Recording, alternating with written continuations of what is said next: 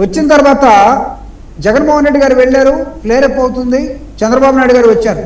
వచ్చిన తర్వాత డీజీపీని పిలుచుకున్నాడు, సిఎస్ని పిలిచాడు. వాళ్ళతో పాటు పవన్ కళ్యాణ్ గారిని కూడా పిలిచారు. పిలిచి దీన్ని ఏం చేయాలో ఒక డ్రామా స్టార్ట్ చేశారు. ఆ డ్రామాలో భాగమే సార్ వినపడుతుందా? చెప్పండి. ఆ డ్రామాలో భాగమే ఇందాక మీరు చూపించిన లేడీ నాగరాజు ఇంటికి వెళ్తుంది. బ్రహ్మాండంగా కొట్టాడండి రౌడీల్ని. అసలు విజయవాడలో ఇలాంటి వాళ్ళని మొత్తాన్ని కొట్టేస్తే ఇలా మొగోడు ఉన్నాడు కాబట్టి ఆయన జిందాబాద్, ఆయన అరెస్ట్ చేయడానికి లేదు. దానికన్నా ముందో దాని తర్వాత చనిపోయిన పిల్లోడి దగ్గరికి వెళ్ళి ఇది కాదు చంపుతారండి.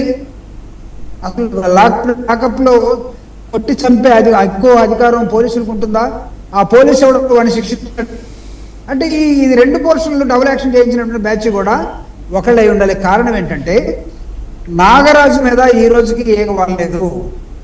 నాగరాజు మీద పెట్టాల్సిన కేసు ఏంటంటే ఒకవేళ ఈ కుర్రోడు ఇప్పటికి చనిపోయాడు అని వాళ్ళు చెప్పలేదు. రేపు 29 నాడు హేబియస్ కార్పస్ హైకోర్టుకి ఏమైనా చెప్తారేమో. ఆ తల్లి అడుగుతూ ఉంది, నా బిడ్డ శరీరం కనపడకపోయినా కనీసం బూడిదన్నా నాకు ఇవ్వమని అడుగుతూ ఉంది. ఈ రెండింటి నుంచి వాట్ వీ కెన్ ఇన్ఫర్, వాటి నుంచి మనం ఏం తీసుకోవచ్చు అంటే ఈజ్ నో మోర్.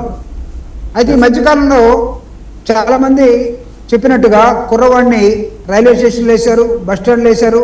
అక్కడికి ఎవడో అనాథ శవం అన్నారు, లేకపోతే బరియల్ గ్రౌండ్కి వెళ్ళిపోయారు. 6 గంటలు అయిపోయింది, అక్కడ బలవంతంగా వాళ్ళతోటి చేయించారు అనేది ఇది ఇంకా బయటికి రాలేదు. బయటకు రాకపోగా నాగరాజు కన్నా పైన ఉన్న వాళ్ళు, నాగరాజు కన్నా కింద ఉన్న వాళ్ళు రకరకాలుగా అతన్ని దగ్గరికి వెళ్ళి కలిసి వచ్చి మాట్లాడుతూ ఉన్నారట. సార్ ఇప్పుడు ఫైనల్ గా ఇప్పుడు ఆయన జరిగిన చెప్పారండి.